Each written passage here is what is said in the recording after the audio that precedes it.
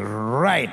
Hari ini kita masih melanjutkan pembahasan kita 33 hal yang perlu kita mengerti tentang kerajaan Allah. Dan selalu saya ulangi bahwa hidup Kristen kita bukan hanya menuju sorga, tapi hidup Kristen kita percaya kerajaan Allah ada di dalam diri kita. Sama-sama bilang sama saya, kerajaan Allah di dalam diri saya.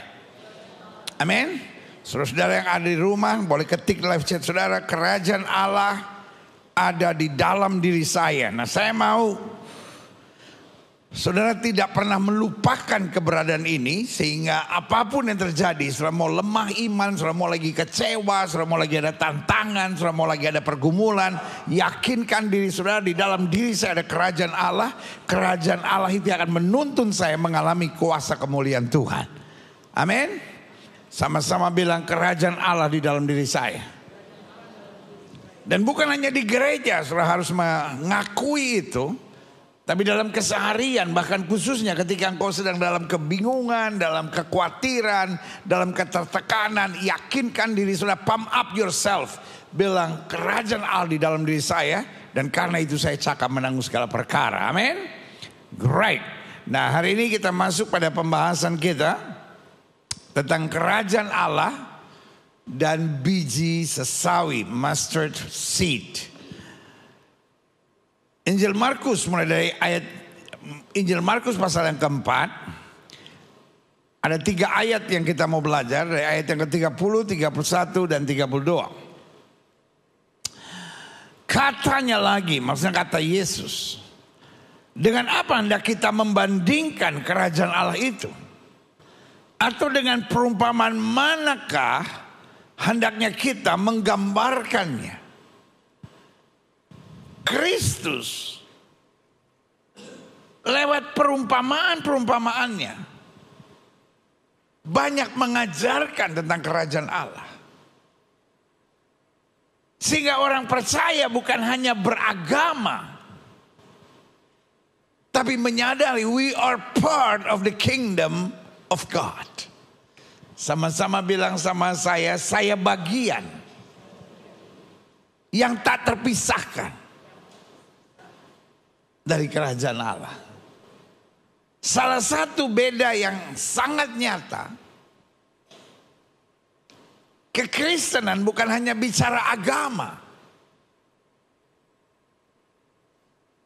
Agama hanya labelnya. Tapi inti dasarnya menerima Kristus berarti kita bagian dari kerajaan Allah. Nggak ada yang bilang amin lagi. Menerima Kristus berarti otomatis kita menjadi bagian dari kerajaan Allah.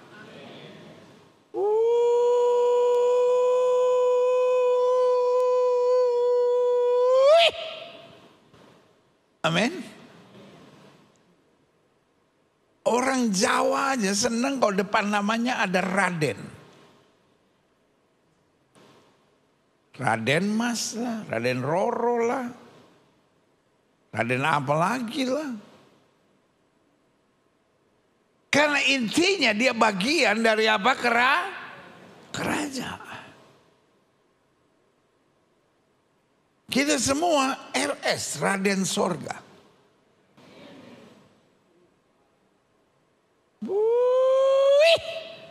Amin. Karena kita bagian dari kerajaan Allah. Maka Yesus bilang, oke, dengan apa lagi hendak kita membandingkan kerajaan Allah itu? Maksudnya dengan apa lagi saya harus bandingkan supaya setiap orang memahami? Dan dengan perumpamaan manakah hendaknya kita menggambarkannya? Markus 4 ayat 31. Kerajaan Allah itu seumpama biji sesawi yang ditaburkan di tanah. Apa maknanya? Biji itu yang paling kecil. Karena paling kecil tidak dianggap dan tidak diperhitungkan. Paulus bilang dari sekalian rasul, aku rasul yang paling hina. Tapi aku ada sebagaimana aku ada karena anugerahnya.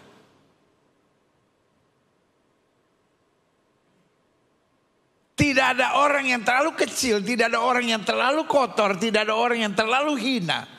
Tidak ada orang yang terlalu bodoh sampai Tuhan gak bisa berbuat sesuatu dalam hidupnya. Susah tuh nemuin kata itu. Saya pikir waktu saya ngomong begitu jemaat akan bilang amin. Nggak taunya santai aja semua.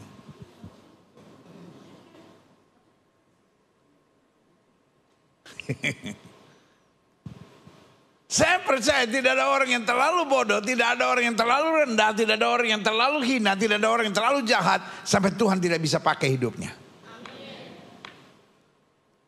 Taruh tangan kanan saudara di dada, sama-sama bilang saya bisa dipakai Tuhan. Semua saudara yang ada di rumah ketik live chat saudara, saya bisa dipakai Tuhan. Waktu tadi kita angkat roti, kita angkat cawan. Kita bukan hanya mau menikmati perjamuan suci, tapi kita mau deklarasikan diri kita, saya bisa dipakai Tuhan. Karena persoalannya bukan saya mampu atau tidak mampu, tapi karena saya telah menerima darah yang tertumpah, saya dilayakkan menjadi bagian dari kerajaan Allah. Maka Yesus berkata, dengan apakah mau disamakan kerajaan Allah ini? Dan Yesus menemukan perumpamaan. Hal kerajaan Allah itu seumpama apa? Biji sesau yang ditaburkan di tanah. Memang dikatakan apa? Biji itu yang paling kecil daripada segala jenis benih yang ada di bumi. Tetapi ayat 32 bilang, apabila ia ditaburkan, apabila dia masuk ke tanah, apabila dia mulai menjalani prosesnya, ia tumbuh dan menjadi apa? Lebih besar, bukan sekadar besar, tapi ayat ini bilang apa? Lebih besar.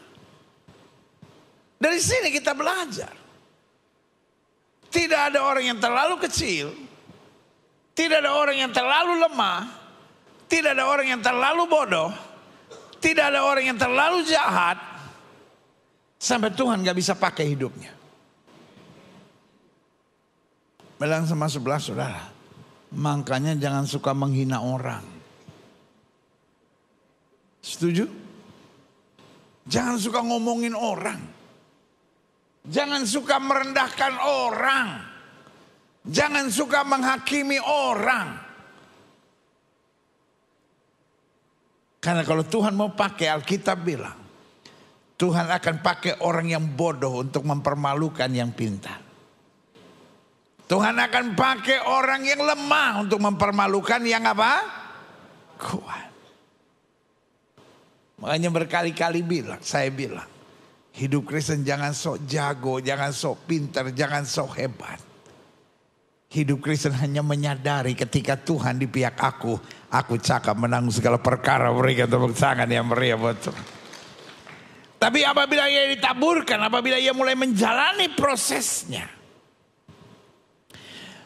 ia tumbuh dan menjadi lebih besar daripada segala sayuran yang lain. Dan dikatakan apa? Mengeluarkan cabang-cabang yang besar. Tapi yang menarik bagian terakhirnya. Sehingga burung-burung di udara dapat apa? Bersarang dalam naungannya. Nah, saya simpulkan begini, kerajaan Allah bukan hanya bicara hal-hal yang dahsyat dan mengagumkan. Sama-sama bilang sama saya, bukan hanya hal-hal yang dahsyat dan mengagumkan. Tidakkah saudara ingat bagaimana Elia ditegur oleh Tuhan? Satu kali Elia frustasi. Bilang sama sebelah saudara, Elia aja bisa frustasi apalagi lu. Satu kali Elia apa? Frustasi. Siapa Elia? Hamba Tuhan yang besar. Siapa Elia? Seorang nabi yang mengalahkan 450 nabi Baal dan 400 nabi Asyera.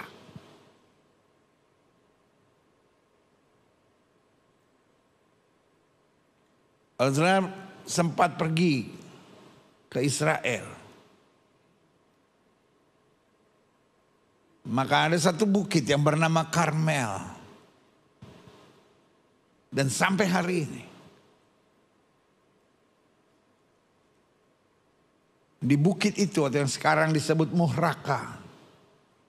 Muhraka artinya korban. Tempat korban berlangsung itu arti kata Muhraka. Dan dijadikan tempat peringatan. Karena peristiwa itu peristiwa yang dahsyat. 450 nabi Baal, 400 nabi Asyera dikalahkan oleh Elia. Elia lah seorang hamba Tuhan yang bisa panggil api dari langit turun. Elia juga yang berkata kepada Ahab,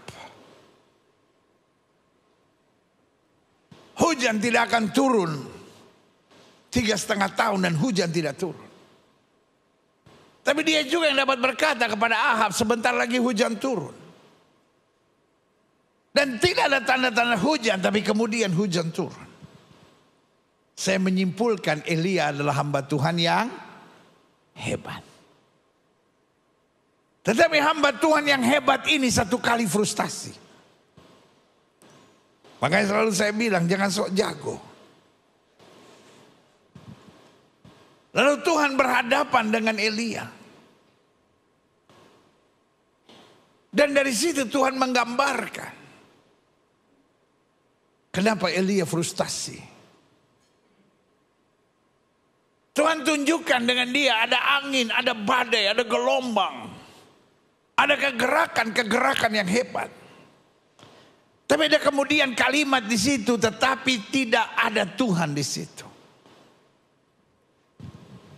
Ada banyak orang terlalu mengagumi hal-hal yang hebat, dahsyat, sampai mengabaikan hal-hal yang penting. Tahukah saudara, kalau kita bangun pagi dan kita masih bisa bernafas, itu karena Tuhan. Amin. Tahukah kita kalau di setiap tantangan yang kita hadapi masih ada damai, masih ada ketenangan, masih ada kekuatan untuk menghadapi, itu juga karena Tuhan. Tiba-tiba angin sepoi-sepoi bertiup. Elia mengenakan baju sembahyangnya karena dia tahu ada Tuhan. Karena itu saya simpulkan demikian. Kerajaan Allah bukan hanya bicara hal-hal yang dahsyat, yang luar biasa, yang mengagumkan.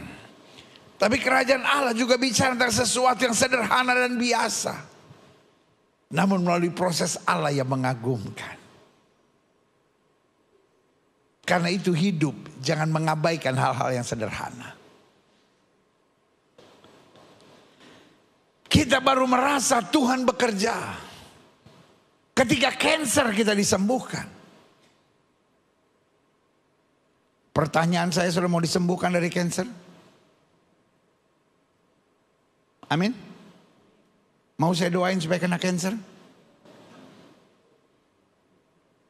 Berarti kalau saudara tidak pernah punya kesaksian sembuh dari kanker, itu pun mujizat. Amin. Kita dengar kesaksian orang yang suaminya udah 4 tahun kabur, tiba-tiba pulang, itu kesaksian yang hebat. Saudara mau punya kesaksian seperti itu? Mau saya doakan supaya 4 tahun suami lu kabur? Gak usah pendeta. Saya gak usah punya kesaksian yang hebat-hebat. Tiap hari dia pulang, dia baik, dia gak aneh-aneh, dia gak macem-macem. Udah mujizat buat saya. Mending mana? Mending kena kanker sembuh atau mending gak kena kanker? Hah? Mending gak kena cancer. Tapi tiap hari tersenyum pada Tuhan dan bilang, Tuhan terima kasih. Aku sehat, aku ada sebagaimana aku ada. Ada masalah bisul sedikit tapi sudahlah Tuhan. Ada jerawat sedikit biar jo Tuhan. Sudah mulai agak fororo dikit biar jo Tuhan. Amin. Kita kadangkala merasa kok saya gak seperti orang lain ya. Kesaksiannya hebat. Bangkrut sampai habis-habisan. Tapi dipulihkan Tuhan. Perlukah saya doain supaya bangkrut dulu? Gak usah yang aneh-aneh. Saya yang biasa-biasa aja. Alkitab saya bicara tentang anak bungsu dan anak sulung. Anak bungsu kesaksiannya hebat. Diambil uang bapaknya. Bapaknya masih hidup, dia minta warisan. Orang Ibrani bilang puthau-nya anaknya. Puthau. Kok mirip-mirip kayak bahasa gue ya. Memang kadang-kadang ada miripnya dikit-dikit. Ini anak namanya kurang ajar, saudara. Saya tidak bisa bayangkan kalau kau masih hidup tiba-tiba anakmu bilang, "Ma, minta warisan." Anak durhaka lu. Mulai hari ini gua ganti nama lu jadi Malin Kundang.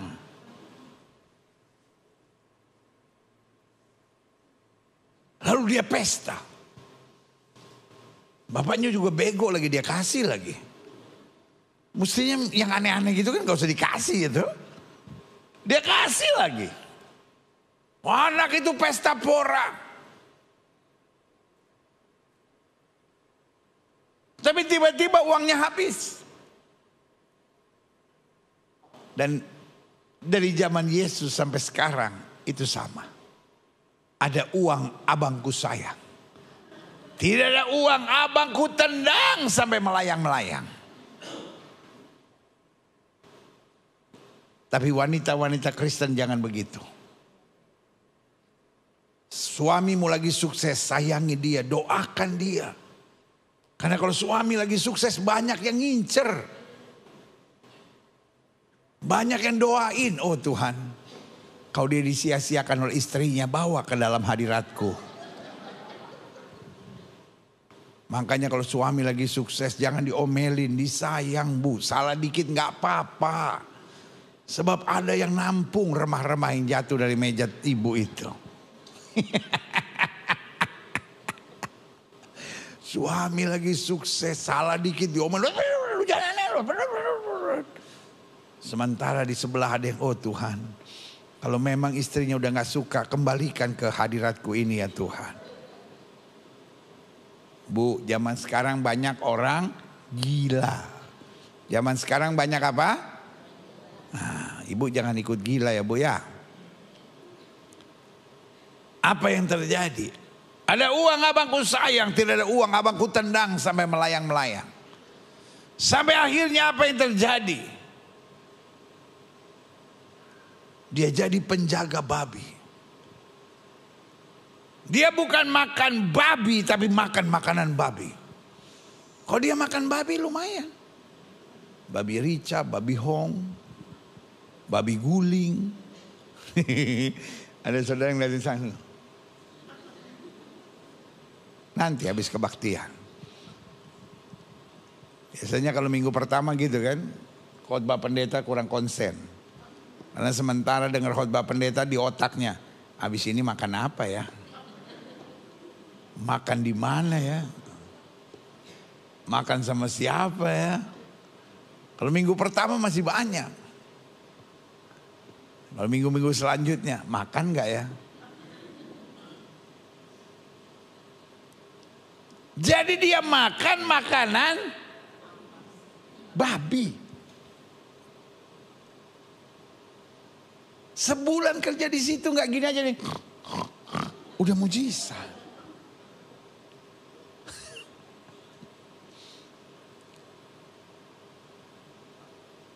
Dalam dalam penderitaan yang hebat dia sadar, aku harus kembali kepada Bapa. Dia bertobat. Dia bilang, Bapa ampuni aku sebab aku telah berdosa kepada sorga dan kepada Bapa. Aku tidak layak diterima sebagai anakmu, tetapi terimalah aku sebagai salah seorang karyawanmu, sebagai seorang hambamu. Bapa tidak bilang, bagus, mulai hari ini namamu kurubah jadi Mamat. Mat, cuci karpet. Tidak. Dia bilang sama pegawai-pegawainya, kita buat pesta. Sebab anakku yang hilang telah kembali. Yang sulung balik dari ladang. Dia bingung. What kind of party are this? Pesta apa ini? Lalu orang bilang, Bapak senang karena anaknya yang hilang kembali. Dia tersinggung dan dia marah. Buat anak yang telah mengecewakan Bapak pulang dan ada pesta. Kenapa bagiku yang setiap hari aku ada di rumah dan Bapak tidak mengadakan pesta? Bapaknya berkata, bukankah kau tiap hari ada di rumah? Bukankah itu berkata sendiri setiap hari sebetulnya ada pesta. Kau bisa nikmati apa saja yang Bapak punya. Kita kadangkala mengabaikan hal-hal yang simpel dan sederhana. Kita bertanya, kenapa saya nggak punya kesaksian-kesaksian yang hebat? Ada orang yang bersaksi dia tabrakan. Mobilnya hancur. Dia pingsan. Dibawa ke dokter. Dokter bilang, lihat kondisinya harusnya kau mati. Tapi puji Tuhan cuman geger otak sedikit. Kaki patah, tangan patah. Paru-paru pindah kanan. Teman saya tabrakan, paru-parunya pindah. Jantungnya goyang, lambungnya keluar dari tempatnya. Jadi semua di dalam baku cako, berantakan begitu. Untung hidup. Akhirnya dipindahin, lambungnya dikembaliin, paru-parunya dikembaliin, semua dikembaliin. Lalu dia hidup sekarang. Wih, buat saya kesaksian itu hebat. Kesaksiannya apa? Lu mau begitu?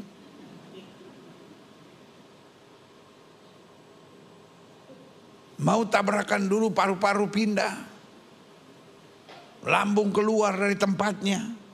Supaya bisa bersaksi, saudara-saudara, Tuhan saya hebat. Tahukah saudara?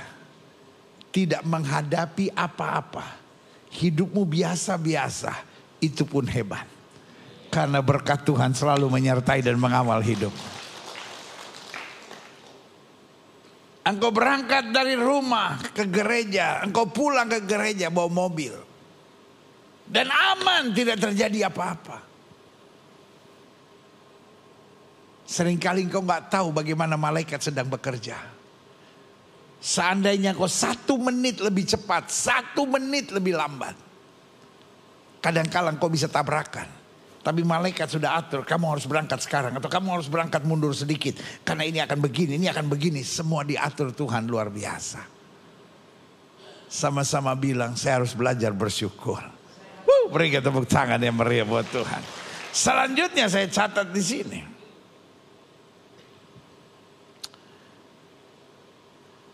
Pelajaran penting dalam kehidupan. Yang pertama, janganlah kita mengabaikan hal-hal yang kecil dan sederhana. Amin. Saudara-saudara yang terkena kanker, saudara-saudara yang punya gangguan dengan berbagai penyakit, percayalah masih ada mujizat Tuhan. Sama-sama bilang sama saya, masih ada mujizat.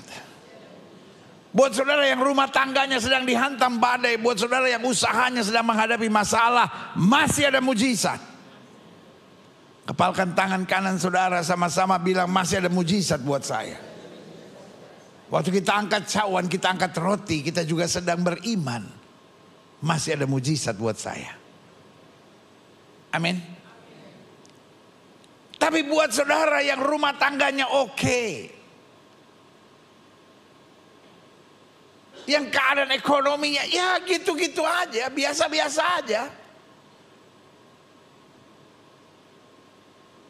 yang kondisi tubuhnya juga oke-oke aja, bukankah itu juga alasan untuk bersyukur? Amin. Jangan mengabaikan hal-hal yang kecil dan sederhana. Karena hal-hal yang kecil dan sederhana kalau kita syukuri setiap saat, yang saya percaya Tuhan akan tambah-tambahi dengan berkat dan anugerahnya yang luar biasa. Berikan tepuk tangan yang meriah. Yang kedua, pelajaran penting dalam kehidupan, jangan menunda untuk memulai sesuatu apapun alasannya.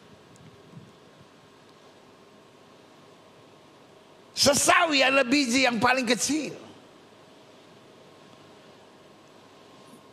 Kalau karena merasa kecil, penabur akhirnya berpikir, buat apa saya tabur karena ini pun sangat kecil, tidak ada maknanya. Maka kemudian tidak akan kita jumpai pohon sesawi yang besar. Banyak orang tidak bisa melihat mujizat, tidak bisa melihat karya Tuhan, tidak bisa melihat kuasa Tuhan, karena selalu dia menunda dengan alasan, aduh berhasil gak ya, aduh bisa gak ya. Tugas kita memulai apa saja yang Tuhan perintahkan. Tugas kita apa? Tugas kita apa? Sama-sama bilang, tugas saya memulai apa saja yang Tuhan perintahkan. Tugas kita apa? Sama-sama bilang, memulai apa saja yang Tuhan perintahkan. Tugas kita apa? Saudara yang ada di rumah, ketika live chat saudara, tugas saya memulai apa saja yang Tuhan perintahkan.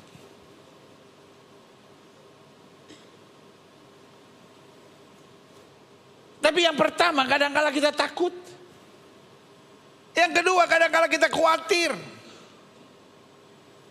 Yang ketiga kadang-kala kita nggak pede. Aduh Tuhan ini terlalu kecil, aduh Tuhan ini, aduh masalahnya besar, aduh Tuhan, aduh Tuhan, aduh Tuhan.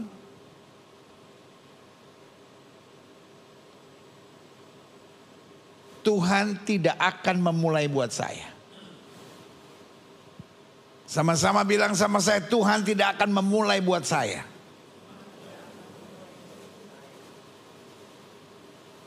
Saya yang harus memulai. Amin. Tuhan gak akan bukain toko buat saudara. Saudara yang harus buka toko.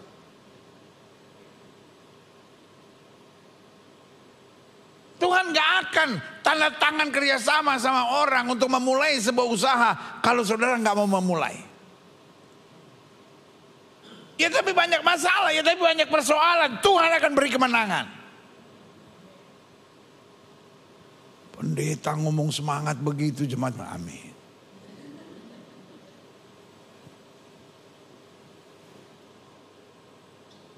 Kita yang harus mulai.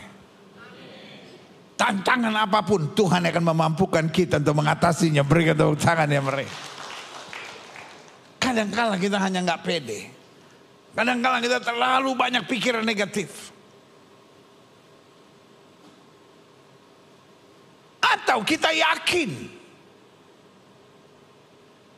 tapi kita menunda. Setan selalu bekerja dengan jalan-jalan yang bodoh seperti itu, tapi kita nggak sadar-sadar.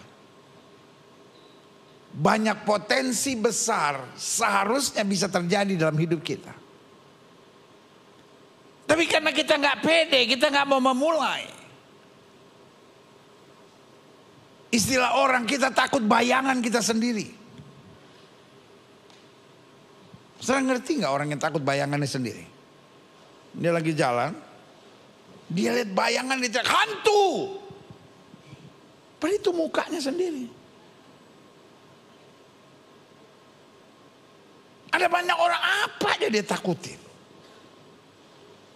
Taruh tangan kanan saudara di dada, sama-sama bilang, saya harus mulai. Buat saya, lebih baik memulai lalu menghadapi berbagai persoalan dan percaya Tuhan akan menolong kita, daripada tidak memulai sesuatu karena takut akan ada persoalan di depan kita.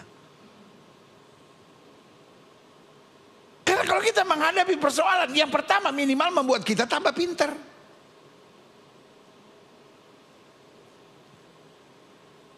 Tepuk sebelah saudara, bilang stop sama hayalan lu itu.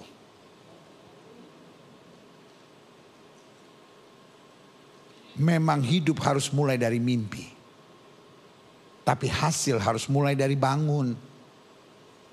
Hidup harus mulai dari apa? Mimpi. Tapi hasil mulai dari apa? Bangun. Kalau mimpi terus, dapatnya cuman iler. Kalau mimpi terus, dapatnya cuman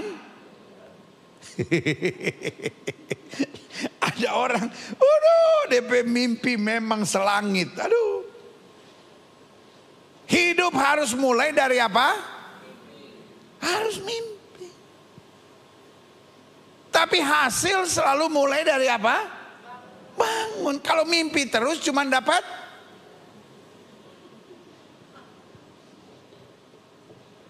Ada orang kalau ngomong sama saya, pendeta doain ya, saya mau bikin ini, mau bikin ini, mau bikin ini. Oh ya, 7 tahun kemudian saya tanya, gimana udah mulai?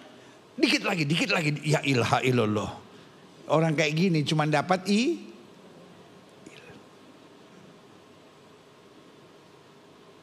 mimpimu gak usah terlalu besar. Tapi apapun yang kau yakini Tuhan sediakan bagimu, engkau mulai. Ada tantangan, maju terus. Tuhan yang akan menyelesaikan buat kita. Berikan tepuk tangan yang meriah. Tapi gimana kalau gak selesai? Kalaupun gak selesai, minimal kau dapat pelajaran berharga. Untuk memulai sesuatu yang lebih besar lagi. Itu sebabnya saya terlalu yakin. Lewat tubuh yang tertumpah, darah yang terpecah, jaminan kepastian Tuhan sediakan buat kita. Berikan tepuk tangan yang meriah. Jadi ingat ya, apa pelajaran penting dalam kehidupan? Jangan mengabaikan hal-hal yang kecil dan sederhana. Yang kedua, jangan menunda untuk memulai sesuatu apapun alasannya. Hidup mungkin memang dimulai dari mimpi, tapi karya dan hasil selalu dimulai dari apa? Bangun dan memulai sesuatu. Selalu saya bilang, lebih baik memulai dan ada tantangan. Kita belajar banyak di balik tantangan itu. Atau hanya sibuk dengan kekhawatiran kita, hayalan kita. Aduh nanti gimana kalau begini, aduh nanti gimana kalau begini, aduh nanti gimana kalau begini, aduh nanti gimana kalau begini. Akhirnya yang ada hanya penundaan. Yang ketiga, pelajaran penting dalam kehidupan ketika kita mengerti tentang kerajaan Allah seperti biji sesawi. Jangan cepat mengeluh dan kecewa. Karena ketika penabur melihat benih yang kecil, dia bisa saja underestimate.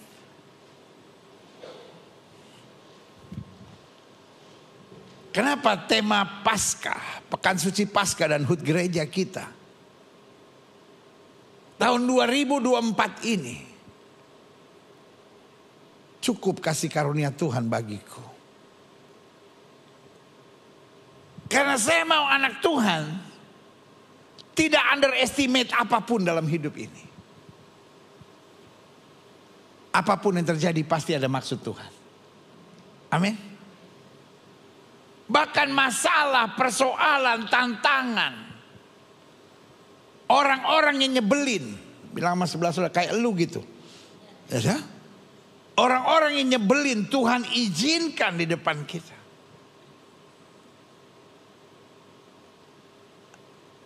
Ada gunanya. Ada apa? Selalu saya bilang, my God is not an iseng God. Tuhan saya bukan Tuhan yang iseng, yang lagi di sorga bingung gitu. Kat, kita ngapain ya? Iya nih lagi gak ada kerjaan nih, ngapain ya? Lalu tiba-tiba Tuhan bilang, kat. Maksudnya malaikat. Kat. Saya ada ide. Kita jahilin Gilbert yuk.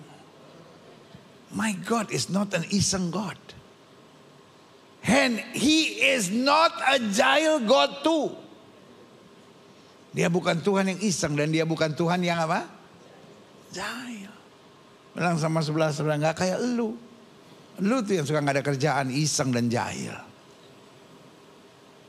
Tapi Tuhan, apapun yang kita hadapi, mempertemukan kita dengan siapapun, pasti ada maksud yang indah, dahsyat dan luar biasa.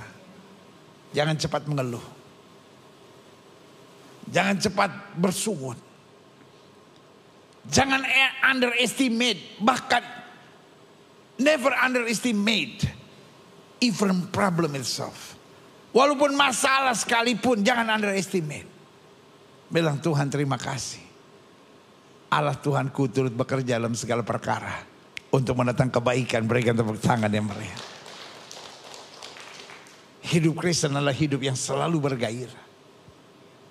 Bahkan di tengah tantangan kita percaya Allahku menyediakan bagi aku jauh lebih daripada apa yang kupikirkan dan doakan. Haleluya. Selanjutnya, adapun target kerajaan Allah.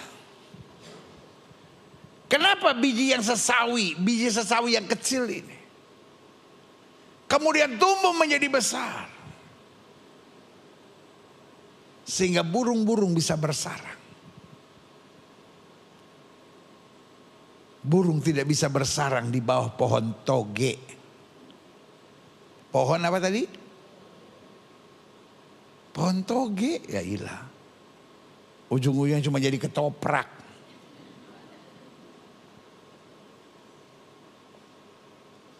Jadi artinya, apa target kerajaan Allah untuk setiap anak-anaknya? Kenapa Tuhan pilih yang bodoh untuk mempermalukan yang pintar?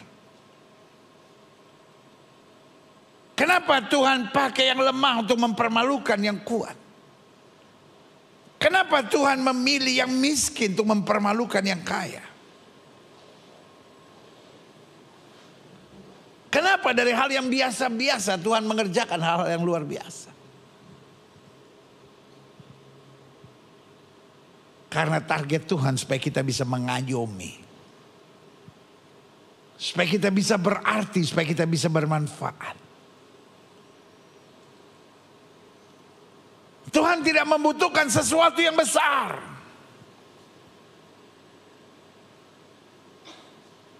Untuk menjadikan sesuatu yang bermanfaat. Tuhan tanya sama Musa, what is in your hands? Musa bilang, a stick, a rod. Hanya sepotong akar, sepotong kayu yang tak berguna. Tuhan bilang, dengan itu akan kupakai hidupmu. Dengan itu engkau akan menuntun bangsa Israel keluar dari Mesir. Dan saya percaya, dengan keberadaanmu yang biasa dan sederhana, Tuhan bisa pakai untuk hal-hal yang besar dan luar biasa. Berikan tepuk tangan yang meriah. Taruh tangan kananmu di dada dan bilang, saya bisa dipakai oleh Tuhan. Target kerajaan Allah kita bisa mengayomi dan menenteramkan. Klik. Adapun kita bisa mengayomi dan menenteramkan dari biji yang kecil, bisa bermanfaat besar. Satu, kita perlu beres dengan diri kita. Kita tidak boleh jadi orang yang mudah tersinggung, mudah kecewa, dan apa-apa mudah emosi. Dia memang kecil, tapi pertumbuhannya stabil. Amin. Dan hari ini kembali saya mau ingatkan buat saudara. Apa artinya benih yang besar kalau dia busuk? Setuju? Benihnya boleh besar seperti biji alpokat. Bijinya besar. Tapi kalau busuk tidak ada artinya. Tapi meskipun bijinya kecil, kalau beres akan menjadi pohon yang besar. Ada banyak orang masuk gereja tapi belum beres sama dirinya. Masih ada iri, masih ada kepahitan, masih ada trauma. Benih itu harus beres. Dan ketika dia beres, dia akan bertumbuh. Persoalannya bukan seberapa hebatnya kita, tapi seberapa beresnya kita. Makanya Alkitab berkata, sumbu yang sudah pudar tidak akan dipadamkannya. Bulu yang sudah terkulai tidak akan dipatahkannya. Tuhan tidak mencari kesempurnaan, tapi Tuhan mencari keberesan. Bilang sama sebelah saudara, udah beres? Ya. Tanya sama orang yang baru ngomong sama saudara, lu udah waras? Ya.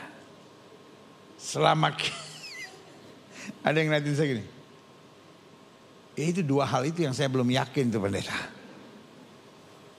Setelah mau sepintar apapun, sudah mau serohani apapun, setelah mau sekaya apapun, sudah mau sehebat apapun, kalau belum beres dan belum waras, gak banyak hal bisa terjadi.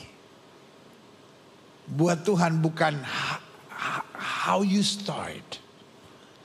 Buat Tuhan bukan bagaimana engkau memulai. Tapi buat Tuhan, seberes apa kita. Kita boleh just a broken vessel. Kita boleh saja bejana yang hancur.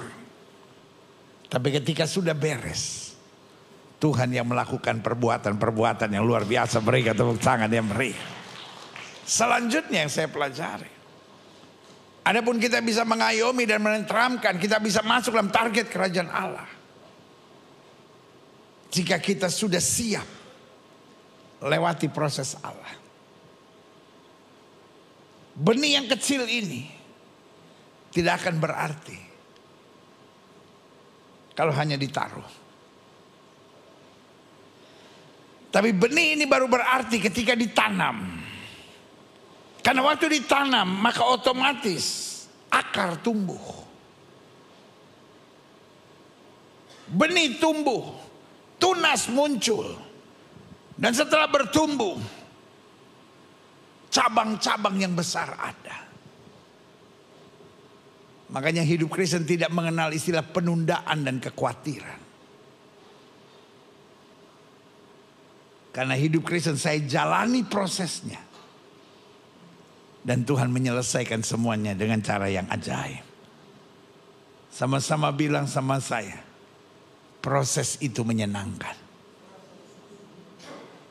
Saya mau ini tertanam dalam diri saudara, proses bukan sesuatu yang selalu menyakitkan.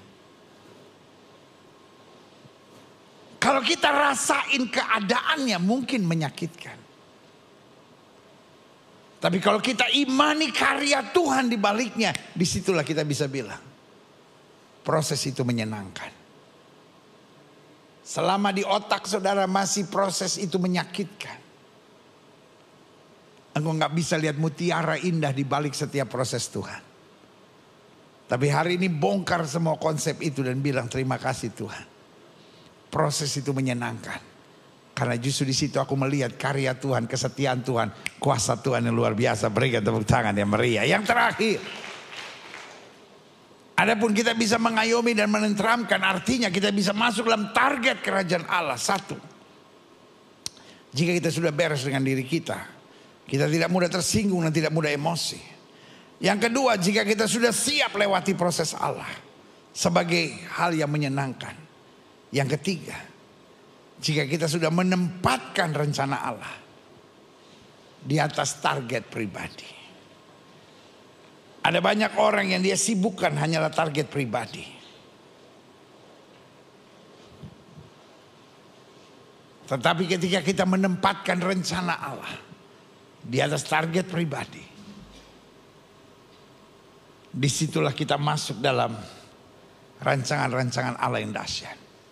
Sehingga kita berani berkata, biar bukan kehendakku yang jadi, tapi kehendak-Mu yang terjadi.